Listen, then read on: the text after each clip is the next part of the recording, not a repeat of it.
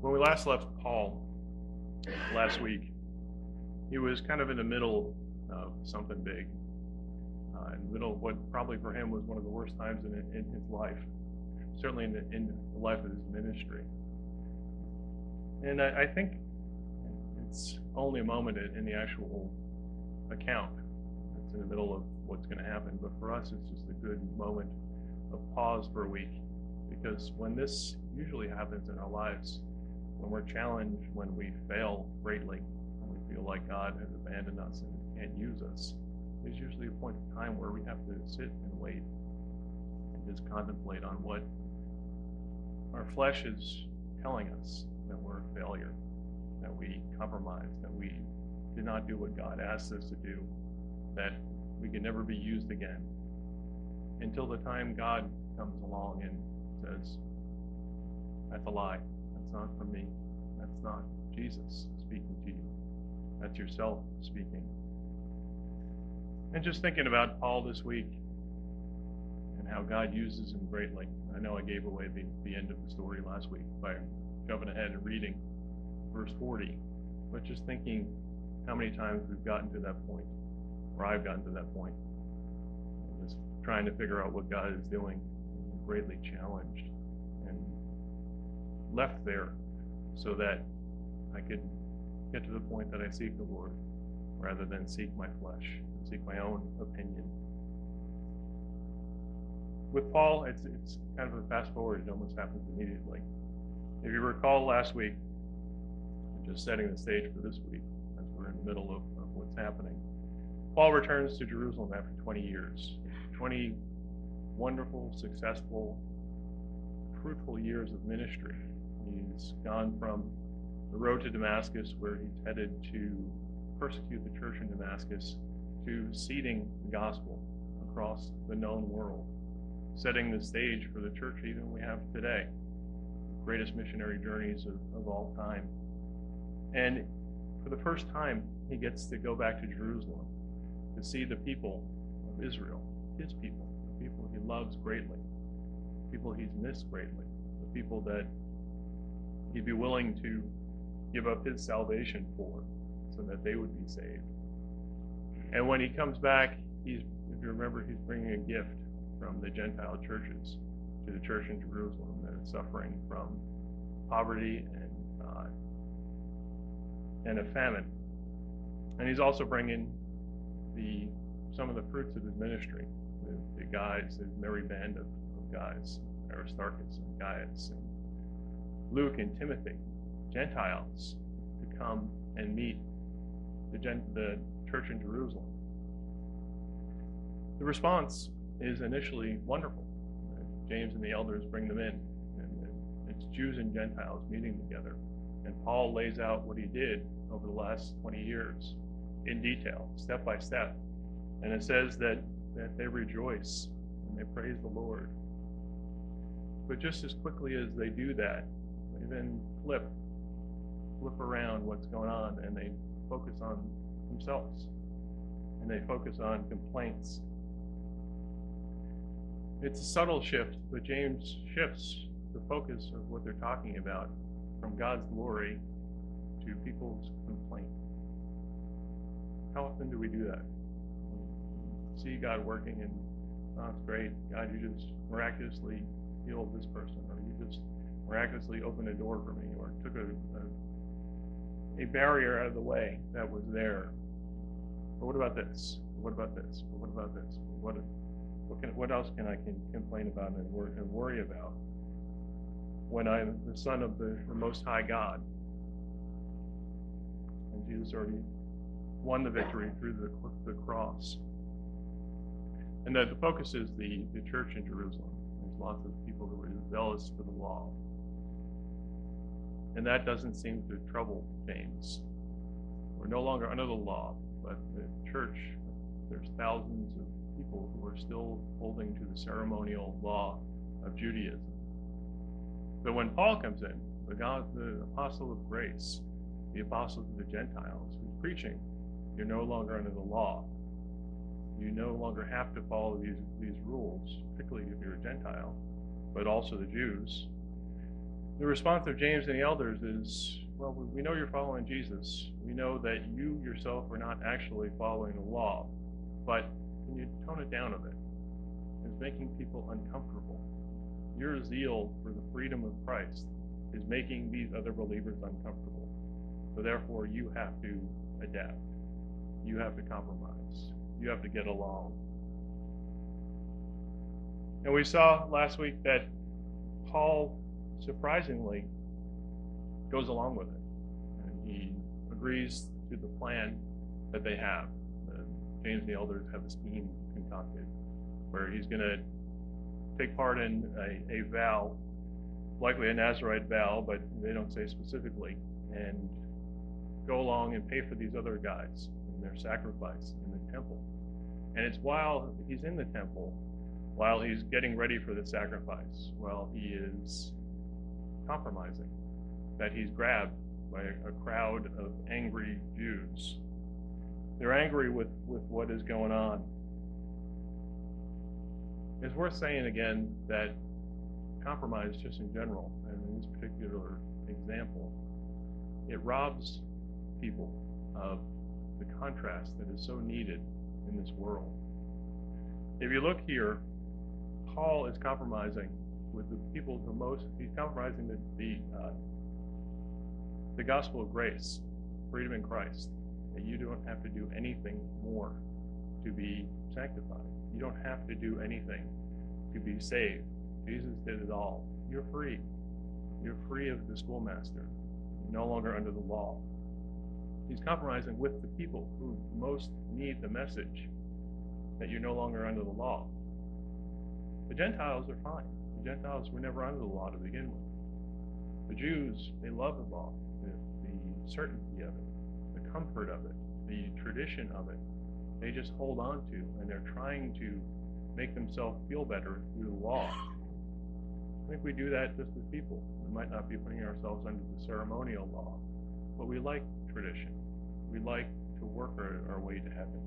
We like to build that ladder on the way to heaven because it makes us feel like we're doing well. It makes us feel proud. It makes us feel accomplished.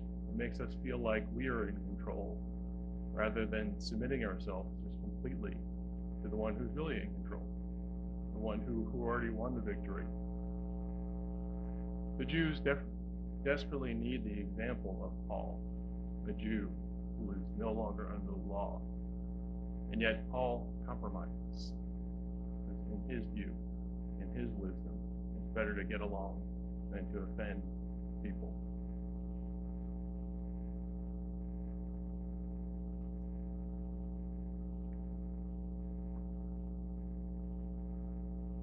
And when they seize him in the temple,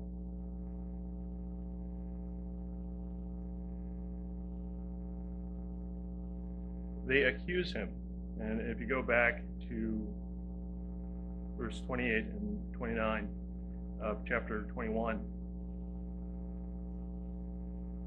it says they are crying out, "Men of Israel, help this man that teacheth all men everywhere against the people and the law in this place, and further brought Greeks also into the temple, and has polluted this holy place. For they had seen before with him in the city Trophimus, an Ephesian, whom they supposed that Paul had brought into the temple."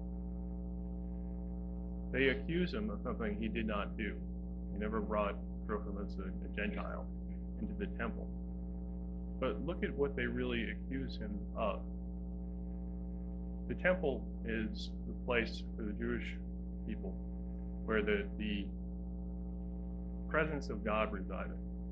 It was built as a picture of the temple in heaven.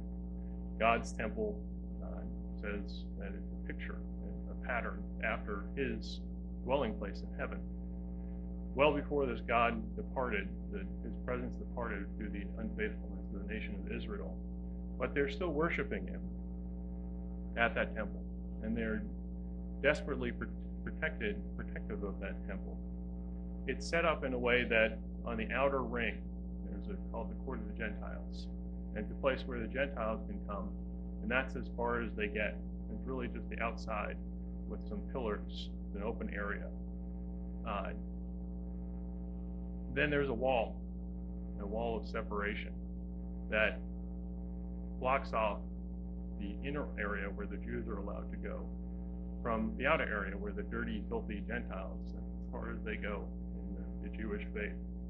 They're not allowed to defile anything, get even close to the worship of God. There's actually a sign, a copy, or the actual limestone block that they found in 1871, archaeologists in Israel, that was the sign that was on the inner wall, the one between the Jews and the Gentiles courts. And it said, no foreigner, no Gentile, is to go beyond this wall. Whoever is caught doing so will have himself to blame for his death, which will follow. When the Romans took over Israel, they took away the power of capital punishment from the Jews, no longer allowed to execute anybody, except for this crime. The Jews were so tied to this, the Romans compromised on this point and left that with them, because the Jews were so certain, were so sure, were so committed to the idea that the Gentiles were not allowed into the worship of God, that they needed to be able to kill anybody who violated that rule, who crossed that wall. Paul here is accused of leading Gentiles into closeness with God. He's accused of leading Gentiles into the worship of God, into an area, presence with God. While Trophimus, the Ephesian, did not go into the temple, literally, what has Paul been doing the last 20 years?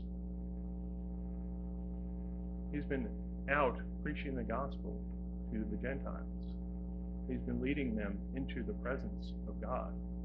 He's been telling them that it's open for them to be adopted, to become one of Abraham's children, to be not only entered into the temple, the outer court where every Jew could go, but Paul says in Hebrews 4, because we have such a great high priest, we can come boldly to the throne of grace.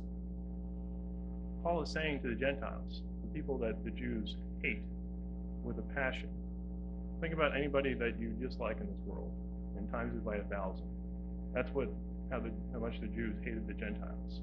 And he's saying, Gentiles, dogs, according to the Jews, you can come into not only the temple, ignore that outer wall, not only the inner sanctum, you can go to the Holy of Holies and be in the presence of God. That's what Paul is preaching, and that's what Paul's work, his life work has been. In Ephesians chapter 2,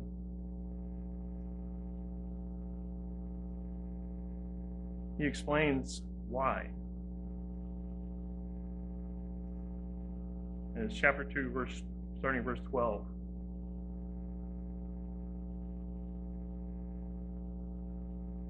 It says that at that time, in the past, you were without Christ, speaking of Gentiles, being aliens from the commonwealth of Israel.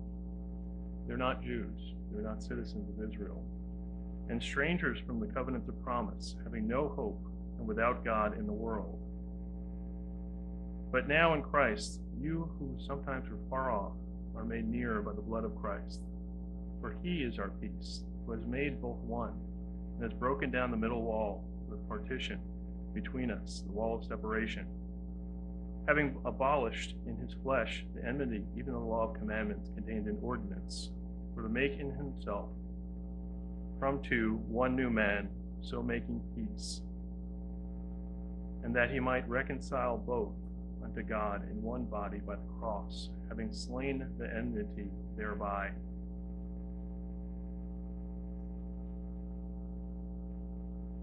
Despite Paul's best efforts, despite James's best efforts, despite the compromise that has been going on, what we're really dealing with and what they're really angry about is the truth of God's message to the Gentiles, and the truth of Paul's message. Paul might not have led Trophimus literally into the temple, but by this point he's led thousands and thousands of Gentiles into the very presence of God in the Holy of Holies. So even though this had to be a bitter time for Paul, later as he's in jail reflecting back, he had to see the truth of what they're really angry about, which really had nothing to do with him. They're just angry with God. And the response is really interesting, because so what they did, they dragged Paul out of the temple and they want to kill him. Like that's going to change anything. They're literally killing the messenger. So if we're going to judge, how many times have we been told something that we don't like, that is from God, that is saying, Tommy, you really need to change this. Tommy, you're not walking with me on this. You're holding on to the past. You're holding on to your fear. You're holding on to your anger. And my response is, get out of my temple.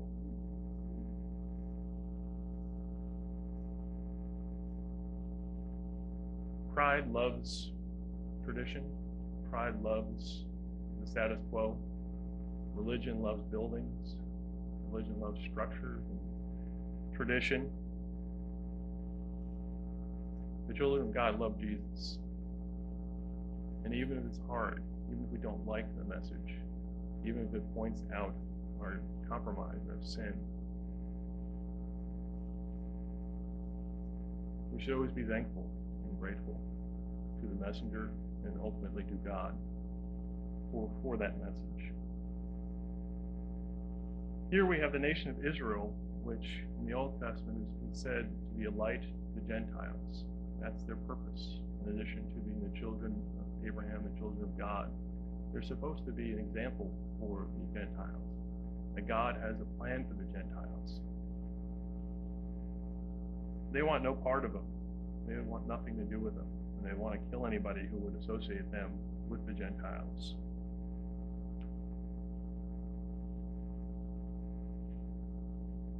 So in verse 31 it says, and they went about to kill him. And as they went about, tidings came unto the chief captain of the band that all Jerusalem was in an uproar, who immediately took soldiers and centurions. Not only soldiers, centurions were captains of a band of 100 centurions, and so you had multiple hundreds of Roman soldiers coming. So this is a big riot going on. Elsewhere it says that all of Jerusalem was in uproar. So you can think that there's probably thousands of Jews here that are trying to kill Paul, that are in a ruckus, an uproar, a riot, right outside the temple.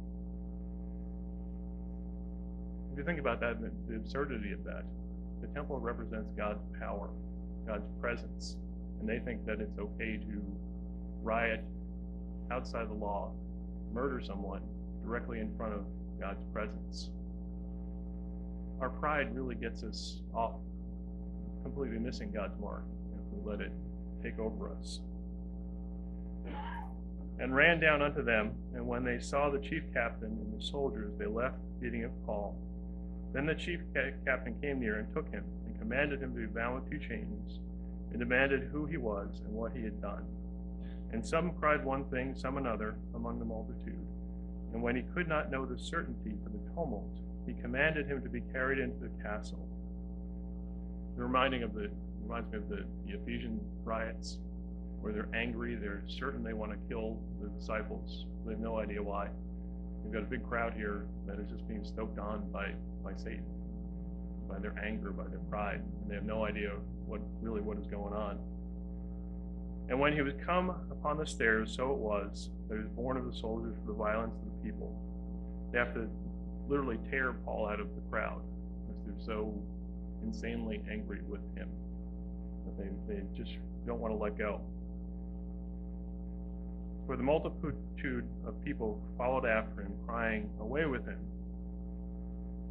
And as Paul was to be led into the castle, he said unto the chief captain, May I speak unto thee? Who said, Can thou speak Greek? art now that Egyptian, which before these days made an uproar, and led us out into the wilderness 4,000 men that were murderers. Paul gets the attention by speaking Greek. I feel like if we're in a foreign country and someone spoke English to us, they get our attention. Also, Greek was the language of the learned class at that point, and he's in Israel. And Jews would not be speaking Greek generally because Jews hated the outside world. So they're going to show the fact that they're Jews. It gets the attention of a Roman officer. But Paul said, I am a man which am a Jew of Tarsus, a city in Cilicia, a citizen of no mean city, and I beseech you, suffer me to speak unto the people. So Paul is kind of pulling rank here. Tarsus was one of the main cities of learning in the ancient world at that point. So if you said you were from Tarsus, you were a big deal. It's no mean city. So he's showing the Roman officer that not only is he not the Egyptian, but that he's someone important. He's got background. He's not a rabble-rouser. He's not out making trouble. So the Roman officer pays attention and allows him, surprisingly, to speak to the crowd. And when he had given him license, Paul stood on the stairs and beckoned with a hand unto the people. And when there was made a great silence, he spoke unto them in the Hebrew language. You have thousands of people in an uproar. Did you imagine what that sounded like? And particularly in the Middle East, where that culture, they're not very quiet about their discontent. It's not like the English who just sit down and stew. They're making an uproar. And Paul steps out, gestures with his hand, and everyone goes quiet. It doesn't say specifically here, but I think this is an example of God and his faithfulness. God going before Paul. God putting this all together, his compromise, the anger of the people, the political situation at that time, the background of Paul, to give Paul a great platform. And then when he's there, God calms the crowd. There's a great crowd. They're angry. They're rebellious. But does that challenge God? Is God scared by a crowd of thousands of people who he made, who he knows every one of their thoughts, who knows every hair on their head?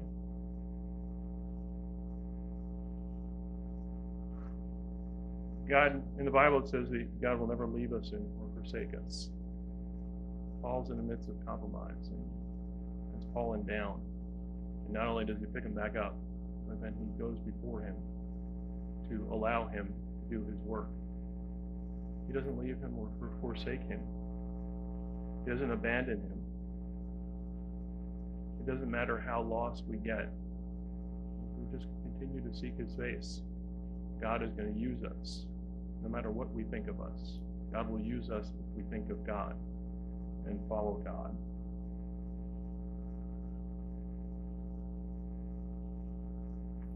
The Lord could destroy this crowd in a moment with a word if he wanted to. But he loves them. And he wants to do everything he can, including using Paul, the former murderer, the one who just compromised, the one who should know better, the one who's had a tough journey, to speak his message. And in chapter 22, verse 1, he starts to speak. If you think about it, and this is why I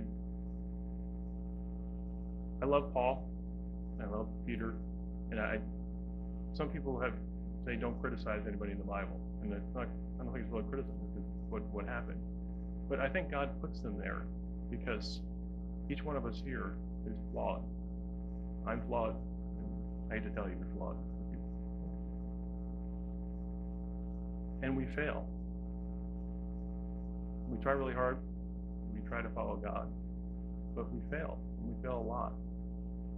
Paul is a great guy. He loves God. He's an apostle. He's in a special position.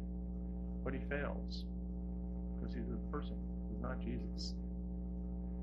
God uses that and tells us about it so that when we fail, we can know that God's going to pick us back up, dust us off, kiss our boo-boos, and then put us back on the path that he wants us and use us for great things. He's just compromised. He's just fallen. He's just got himself in a big, giant pickle. And yet God's like, hey, Paul, look what I'm going to do. You're going to speak to thousands on my behalf, and I'm going to calm them and have them listen to you.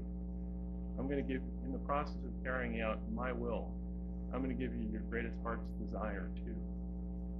God's goodness in the face of our failure. It's the gospel. Jesus' goodness in the face of our failure. God is good. And when Paul writes about God's telling him, my grace is sufficient for you, my power is made perfect in your weakness. This is an example.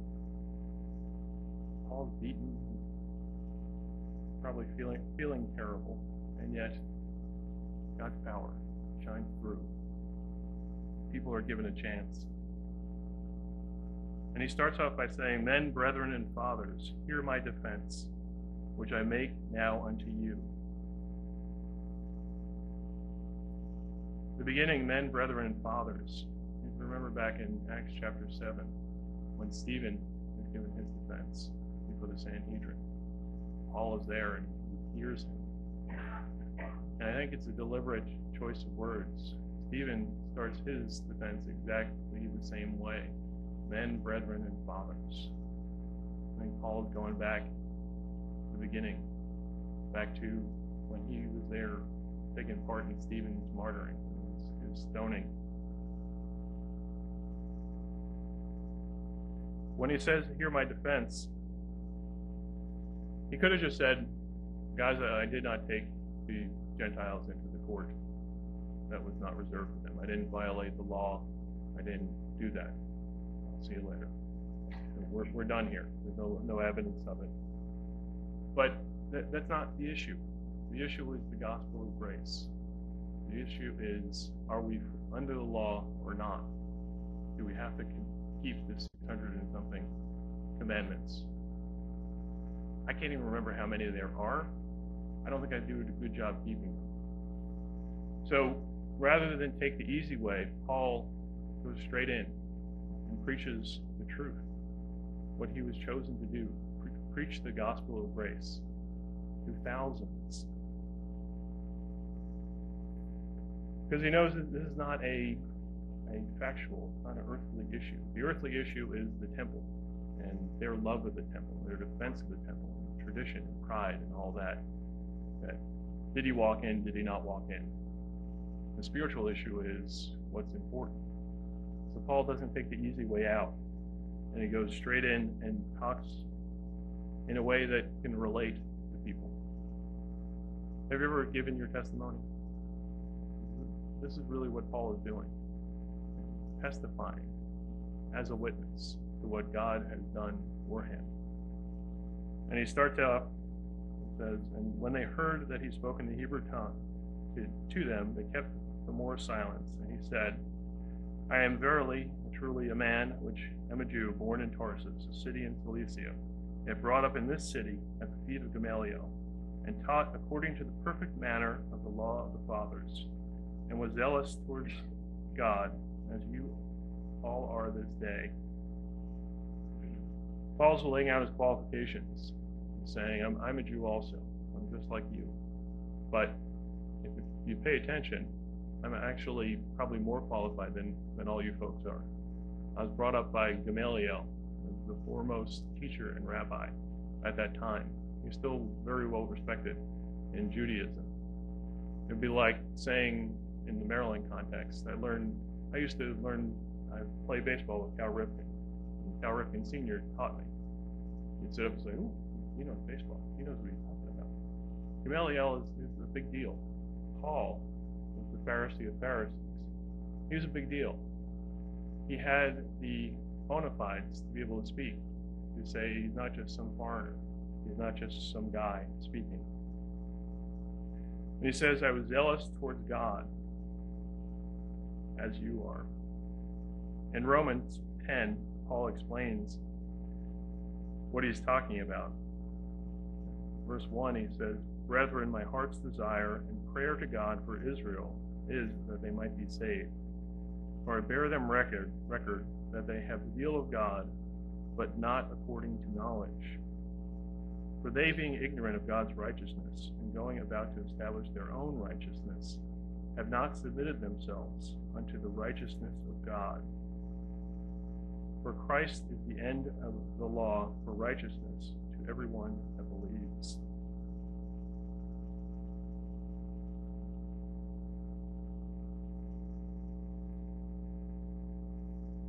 They're so eager to polish themselves, to make themselves look good, to protect their temple, not God's temple. This is the temple of Israel. God has nothing to do with this. This is what makes us special, that they're not listening to what God is telling them. Again, we can point to the Jews and say, wow, that's ridiculous. How could they do that? But how often do we do that? We can be heading down a path with our heads down, running 800 miles an hour in that direction. And then a friend or a spouse asks, did you pray about that? Do you think God actually wants you to do that? You realize God never told. God wasn't involved in that transaction at all. It's just about us. Zeal towards God without knowledge usually looks like religion.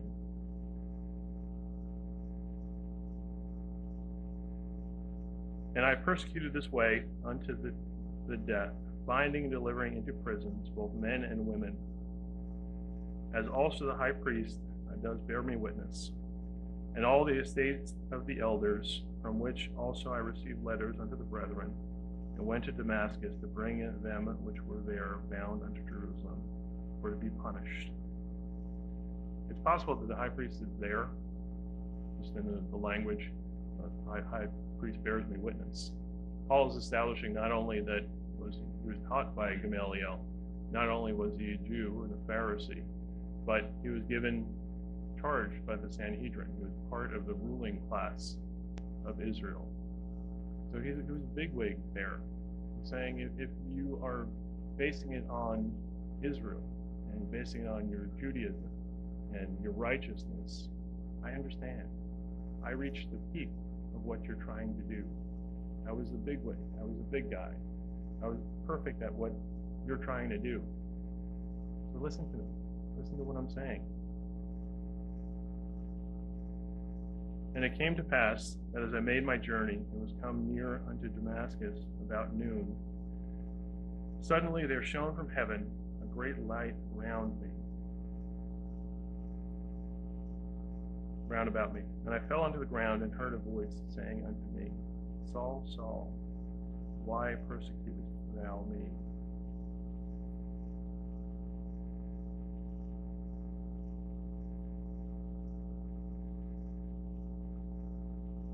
The light of the Middle Eastern noonday sun was nothing compared to the light of Jesus. His life before was nothing compared to the light of Jesus. Have you ever been where Paul is now, feeling to the crowd? We've gotten to the end of his where I was before speech. Most testimonies start off with where I was before, what Jesus did for me, and then what Jesus did after that point. Encounter Jesus changed everything, and then what my life has looked like since then. Paul has just finished the where I was before. I thought I was righteous. I thought I was awesome. I had reached the peak of what you're trying to do. You know, I think that the before is important in the context here. We may be dead with Christ, but if we're speaking to people who are dead, old man's dead, we're alive in Christ. If we're speaking to people who are still walking according to their own flesh, who are not yet in Christ, We need to be able to reach out to them and say, I understand. I understand what you're going through. I understand why you're struggling. But here's Christ. In my lifetime, there's a lot of things, a lot of my crazy upbringing and a lot of things that I didn't really like at the time. But now, I'm grateful for them. Because most of the things that go on, I could say, hey, brother, sister, I know what you're talking about. I felt that pain. I went through it. But Jesus, He lifted me up. He saved me. He took it away. We should never dwell on the past. We should never live in the past.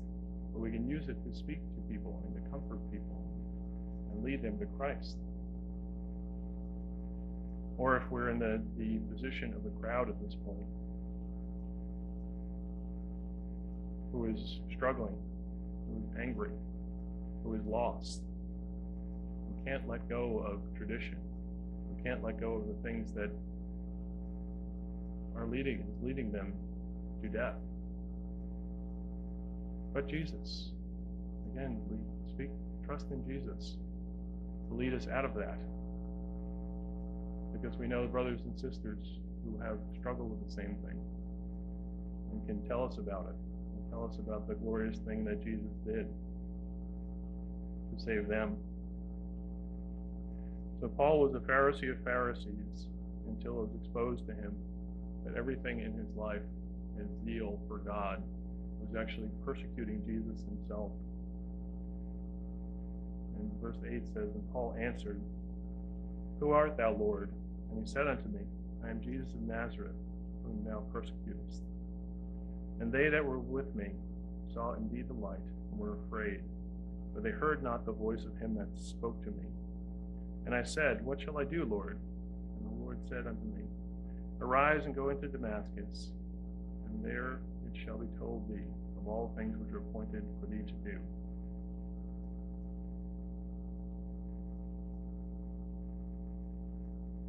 The true power of Jesus knocked Paul down, and when he got back up, his only questions are, Who are you? And what should I do? Your power is so clear to me.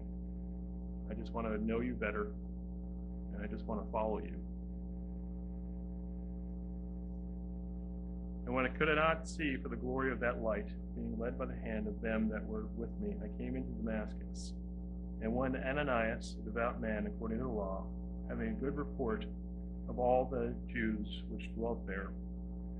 Notice again, Paul is bringing Ananias' Judaism and his devoutness and his righteousness into play here. It's not really discussed in the actual encounter, but he's talking to a crowd of devout Jews. Paul's saying, it's not just me. Ananias, who had no idea, God used him too to carry out his will.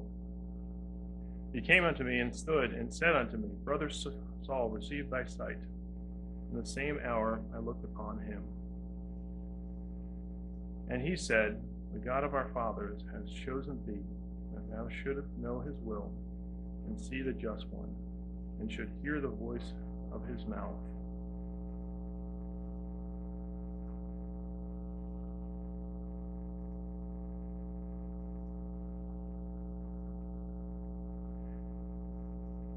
Paul is now hours from being a Christ-hating murderer, one who's persecuting the church, and he's repeating the fact that from that point in his journey to meet Ananias, he's now been charged by God to see the just one, hear the voice of his mouth, is chosen, and he shall be his witness unto all men of what thou hast seen and heard. From the very beginning, Paul was completely unqualified. Really smart guy, lots of training, one of the more smart men in history, but he was completely wrong. And from the beginning, it's just been about God using him, God choosing him, God charging him, God making him able to do his will. knocking him down so that he could be used, taking away his power so that God's power can shine through him. And Paul is saying this to a crowd full of angry, rage-filled, prideful Jews. And they don't rise up. They're listening. They're hearing. Because there seems to be some understanding that they're going in the wrong direction, that they need to hear this. We've all been there, and if we have a clear view of Jesus, we're there every single day. We're, okay, God, I'm not qualified. I was headed in the wrong direction. I head in the wrong direction currently, all the time. And yet, you chose me. You chose me to know your will, to see your just one, your righteous one, the Messiah, Jesus, to hear his voice and to be his witness throughout all the land, all the world. Not just Paul. That's the role of every believer in Christ. And the crowd should be trying to stone Paul here. He's talked about Jesus being risen from the dead. He's called Jesus Lord. He's said that he was chosen by the Lord, and God has done this through him. And yet they're still listening. It's a wonderful thing. It got to this point. They've heard him. They've heard about Jesus.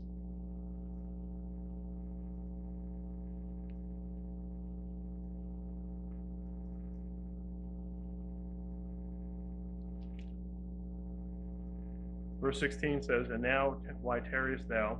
Arise and be baptized, and wash away the sins, calling on the name of the Lord." And it came to pass that when I was come again to Jerusalem, even while I prayed in the temple, I was in a trance, and saw him, saying, Make haste, and get thee quickly out of Jerusalem, for they will not receive thy testimony concerning me. This isn't reported earlier when Paul, we're going through the section, as is occurring in Acts, that he goes to the temple, and Jesus actually appears to him and tells him to leave Jerusalem, leave his people. Explains why Paul leaves. He's listening to Jesus. But it's pretty sad what Jesus is saying, for they will not receive thy testimony concerning me. They're deaf ears. It's not, your role is not here. Sometimes people that we really want to speak to, we want to tell the gospel to, and we want to be saved, we're just not that believer for them. Do we trust that God has a Peter, the disciple, the apostle, to the Jews, there to speak to the Jews when we are required to leave, when the ties that bind us are just causing problems for the person we're trying to witness to? When we've done our best and it just would be in our flesh after that point. Because God is not challenged, again. He's not slow to fulfill his promises in some account slowness. But he wants everyone to be saved. Verse 19 is wonderful. I like when people show me that in the Bible that they're just as dumb as I am. And I said, Lord, they know that I imprisoned and beat in every synagogue them that believed on thee. And when the blood of thy martyr Stephen was shed, I also was standing by, and consenting unto his death, and kept the raiment of them that slew him. There's very few things in life, in faith, that are 100% certain every time. 100%. If you're arguing with God, you're wrong. Paul's arguing with God, saying, God, look at my resume. I am perfect for this job. I am perfect to speak to these Jews. I know you're Jesus. I know you just appeared to me while I was in a trance in the temple.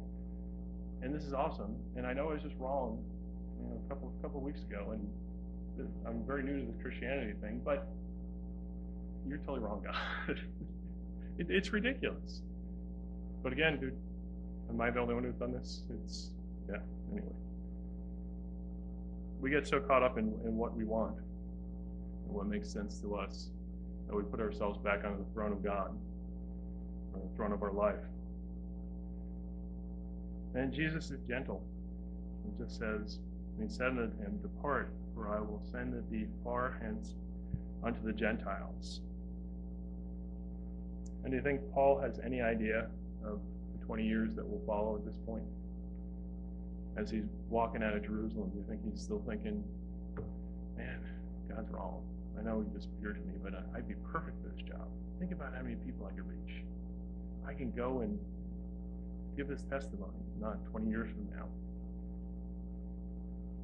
And verse 22 says, And they gave him audience unto this word, and then lifted up their voices and said, Away with such a fellow from the earth, for it is not fit that he should live.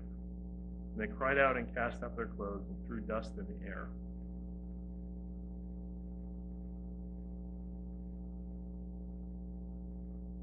Back earlier in verse 36, it says, For the multitude of the people followed after him, crying, Away with him, away with him. Paul's a smart guy, and Paul, I think, makes the connection here that if you look in the little references, if you've got the Bible and study notes, go back to John. Paul is no longer compromising. He's no longer trying to make people happy. He's laying out the truth of the gospel of grace and saying, it's not about you, children of Abraham. You're chosen people, but God is bigger than that. And he knows that it's going to make unhappy that the Gentiles are included in this deal. But it's going to make God happy if he preaches the truth. Even if it makes other people unhappy. If we preach the truth of God, then who do we look like? John 19, chapter 19, verse 13. It says, When Pilate therefore heard that saying, he brought Jesus forth and sat down in the judgment seat in a place that is called the Pavement, but in the Hebrew, Gabbatha. And it was the preparation of the Passover, about the 6th hour. And Pilate said unto the Jews, Behold your king. But they cried out, Away with him, crucify him.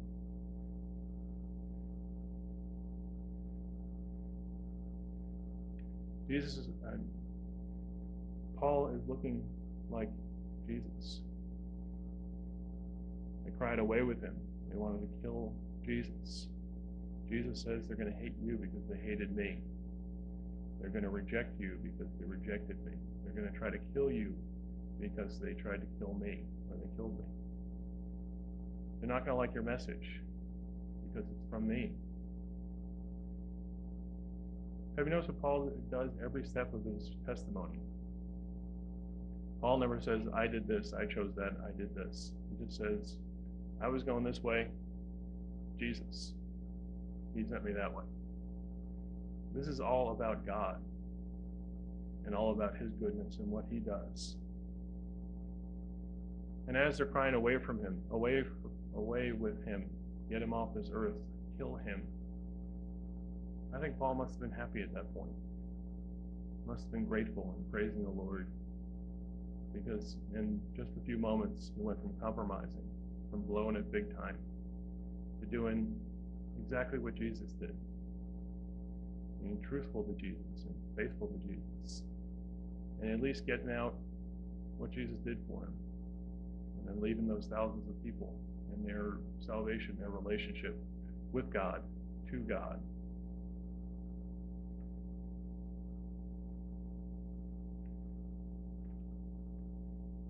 I don't know if I've told this before, but I had the flu once, and I was sick for 3 days. And the flu is just the bone pain and high fever, and didn't eat the entire time. And I was miserable. And I got done, I got better, and I realized after I got better, during the entire 3-day period, I never once prayed to God.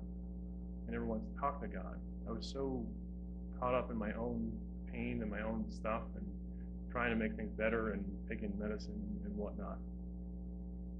And I was so convicted about it. I felt miserable. And within a day or two afterwards, I got the flu again. I've never done that in my entire life other than this time. And it was the strangest thing. Then for 3 days afterwards, I was laying on the couch. I was miserable again. But the whole time I was praising the Lord. I was crying. That I was just so grateful that God had given me an opportunity to fix what I had done. Yeah, it was the strangest thing. My family thought I was insane, but it's okay. They often do.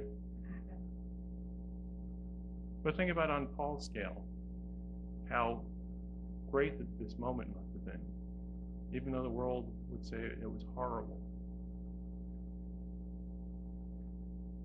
God doesn't leave us or forsake us, and he didn't with Paul. And no matter how big the mulligan you need, how big the error, how lost you are, even now if you're sitting here and struggling with something, it doesn't matter how big it is. It doesn't matter how bad it is. The apostle of grace compromised on his dictate directly from the Lord. And the Lord, within moments, picks him up, turns it around, and uses it for his glory. It doesn't matter how many times we do it. It doesn't matter how lost we think we are, how unusable, unredeemable. God is so much bigger and so much better than that. He's our Father, and he loves us. And he sent his Son to die for us so that he could have that opportunity for each one of us. And we will stop there.